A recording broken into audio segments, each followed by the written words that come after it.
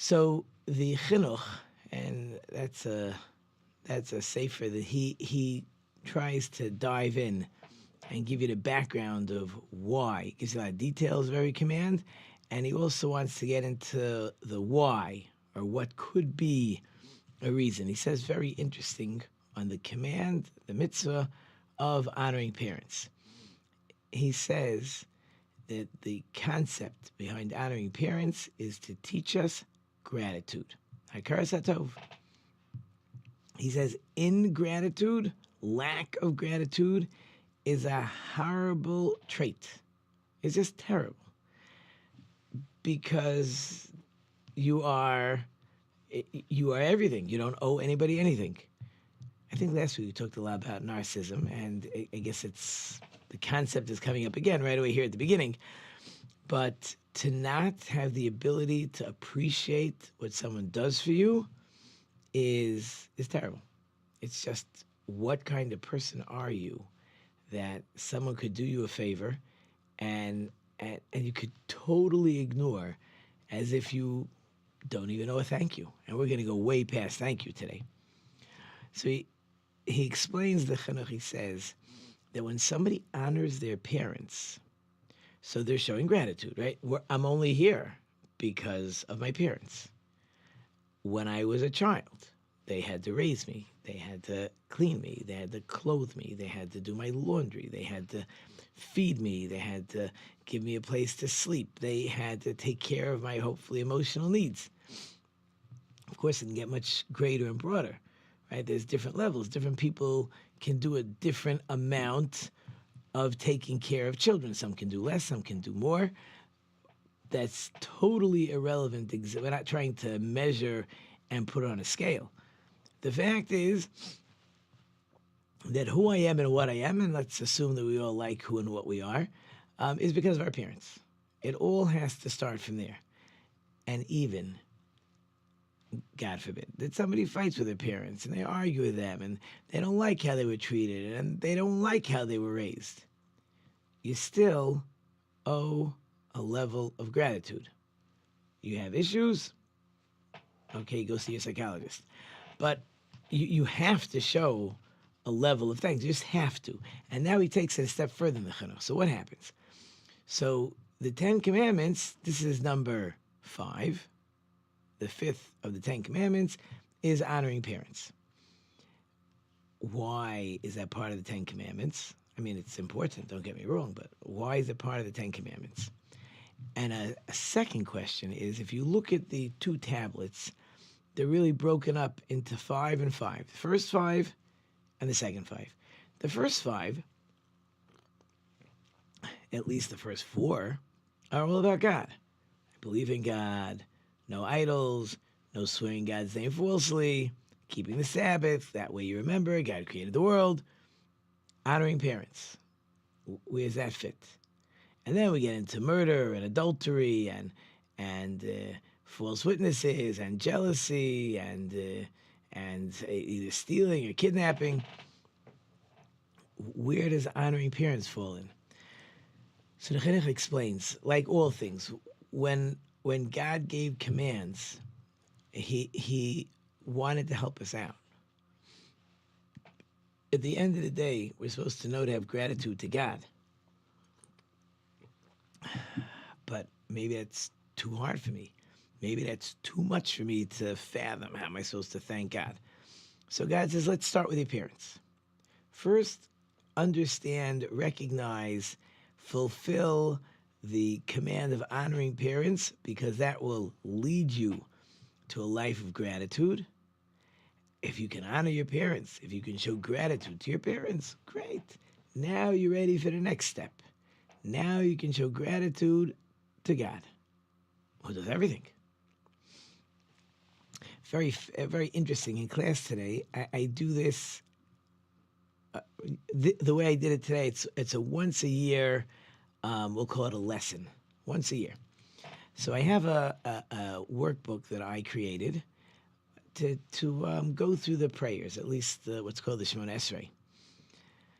And my goal is they're third graders. They don't really understand what's happening. They know how to read the words, but the words don't have much meaning. And even if they know some translation. So my goal is I translate each blessing and I talk about what the blessing is accomplishing.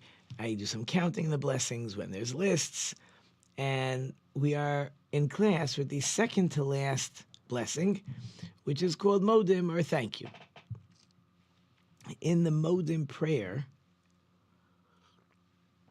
we talk about all the miracles that God does for us and all the wonders that God does for us. And it's a total thank you recognition of what God does. So I told my class today, I said, okay, we're getting ready for a special lesson. And we're going to talk about that how many things we have that we need to appreciate that God gave them to us.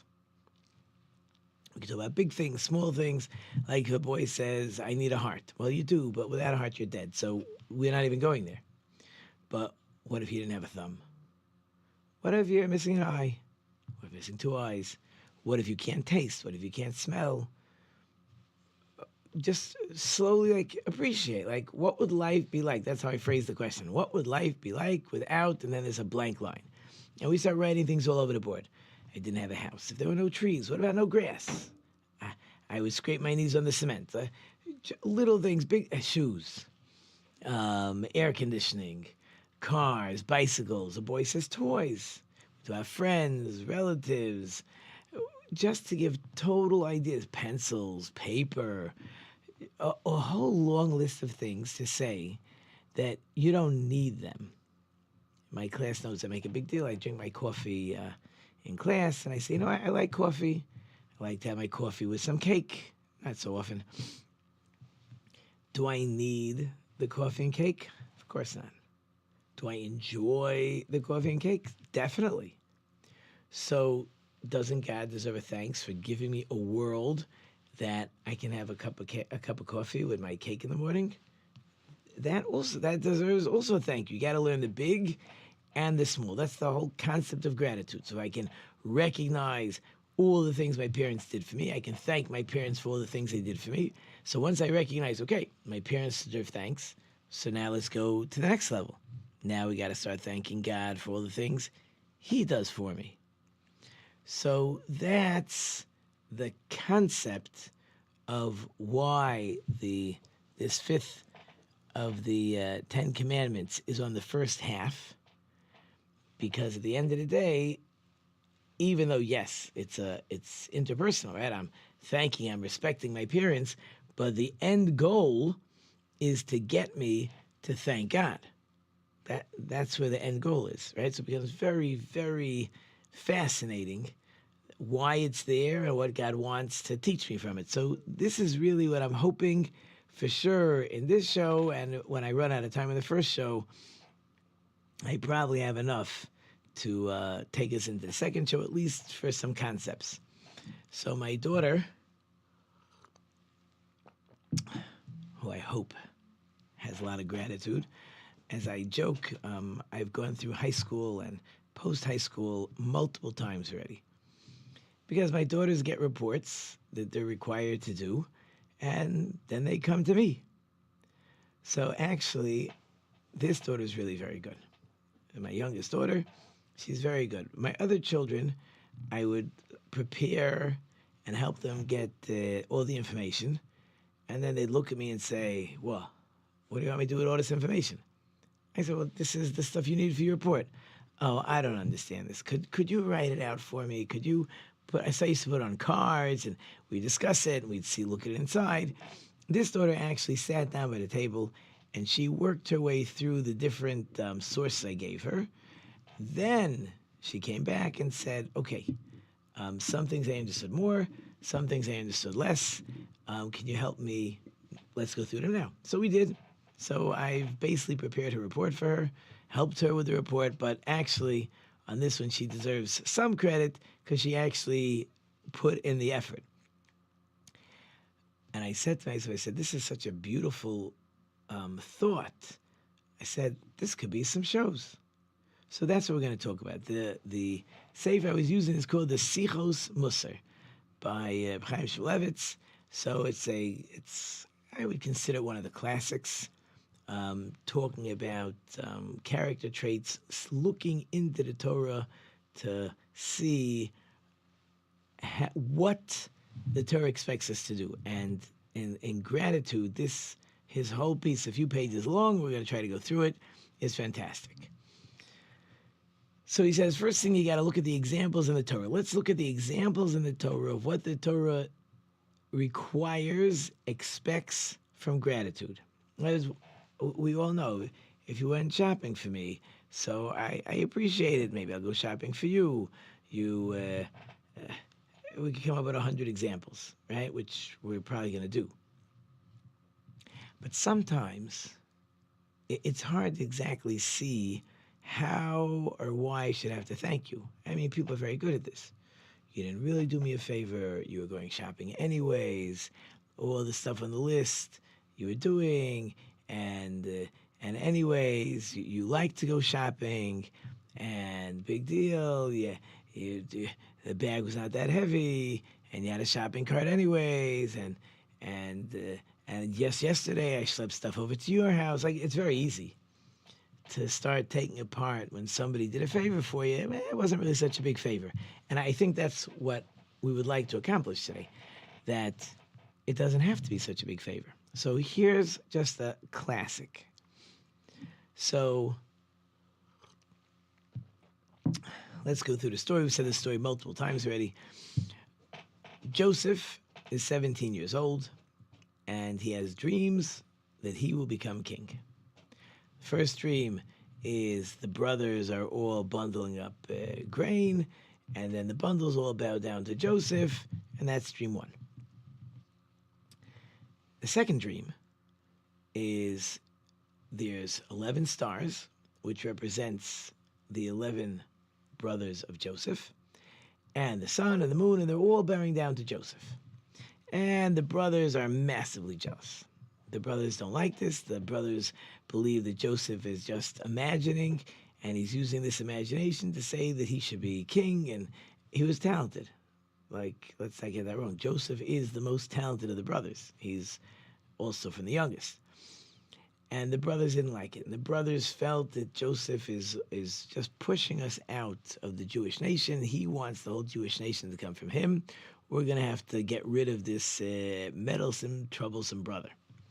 So when Jacob sends Joseph to check on the brothers, and so Joseph doesn't find the first location, he finds in the second location, and the brothers, as soon as they see Joseph in the distance, they convene a court. And in that court, they decide that Joseph deserves a death penalty. All the brothers, now there's only 10 brothers there because Joseph is not there yet, and Benjamin is not there either. He, anyways, never leaves the house, and he's not going to say anything about his brother. So all 10 brothers are in agreement that Joseph needs to be executed.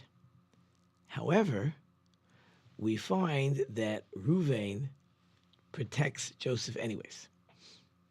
Says to brothers, maybe it's not so bad, maybe we misunderstood. He's with them. They should be executed. At the same time, he's trying to protect Joseph. So finally the brothers say, okay, we're going to kill him. And Reuven says, we should kill him with our bare hands. We should execute him. He's our brother. We should have blood on our hands. I have a better idea. Toss him into one of these pits here. It's deep in the ground. There's no water.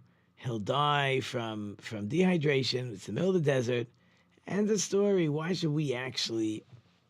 Now again, in law, it doesn't really matter. If I shoot somebody, or if I tie him up on a train track, or I stick him, in a hole in the ground and with no food and water for a week, I'm a murderer, right? That's clear. But Reuven's convincing them, maybe it's not so good. We should use our bare hands. And the Torah tells us that Reuven's intention was to come back later that night and pull Joseph out of the pit, bring him back home, and say, Father, it's a bad idea to send Joseph to the brothers. It's just a bad idea.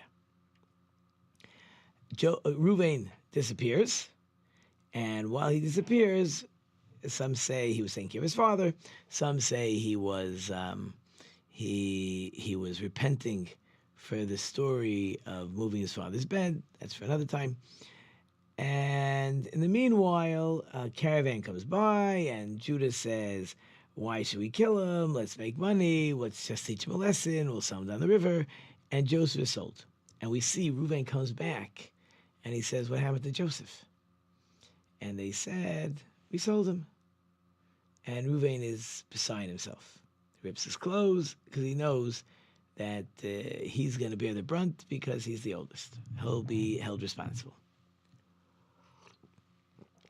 That's the story. So now we got to dive in. So if that's the story, that Reuven agreed he should be executed, but he's busy trying to save him. Why is he trying to save him? So the commentaries explain that Reuven appreciated Joseph's dream, the dream of the 11 stars, because if each star is obviously representative of a brother, so Reuven is equal to his brothers. They're all righteous.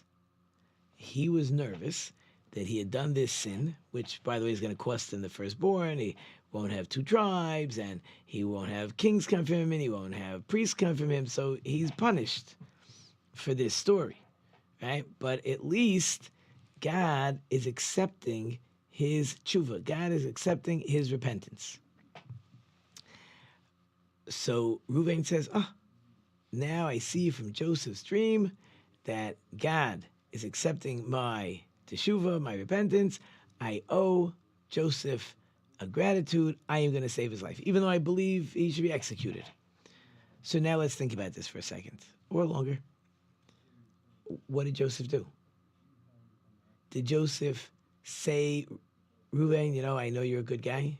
No. The purpose of the dream was for Joseph to say, you guys, remember, I'm going to be king. God sent the dream to Joseph.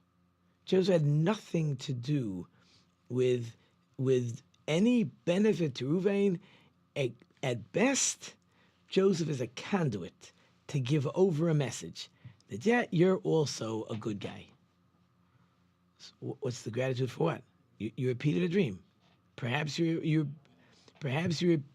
repeated a prophecy. Why is that enough? Why is that enough that Reuven should show you tremendous gratitude? So, it says, so you see from this story how far gratitude goes. Reuven has to appreciate that Joseph delivered a message, and it was a side point to the message that Reuven's a good guy. That is unbelievable. That's how far gratitude goes. Us normal people, we would say, Joseph.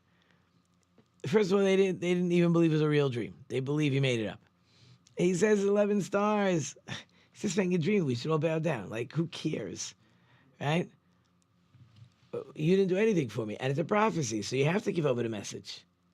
So that's the level of gratitude that the Torah expects, demands, requires. We don't make excuses why I don't have to show gratitude. My job is to look for reasons why I have to show gratitude. That's example number 1. Let's look for another example, and then we'll get more into it in the next show. So Jacob says to Joseph, he says, check on your brothers and check on the animals.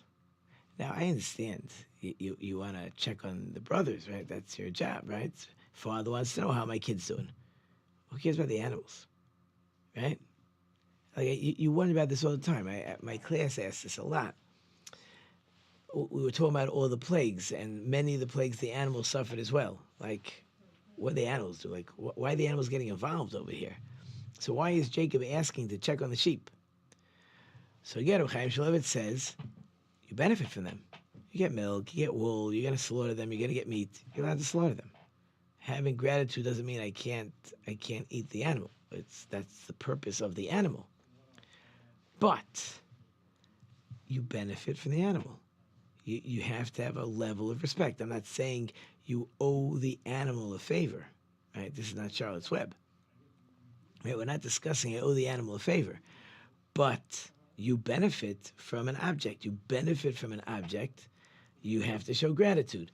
So I was teaching my class this week. We had a very interesting Mishnah, and the point of the Mishnah was that a person cannot pour water onto bread. If there's a big piece of bread on the floor, you have to make sure you don't pour water on the bread.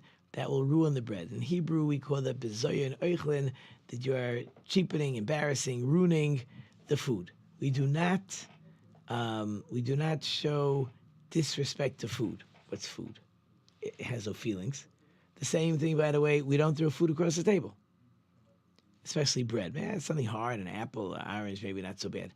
But in general, like bread, we do not throw bread around the table. Bread has to be treated with respect. Why? Because I benefit from bread.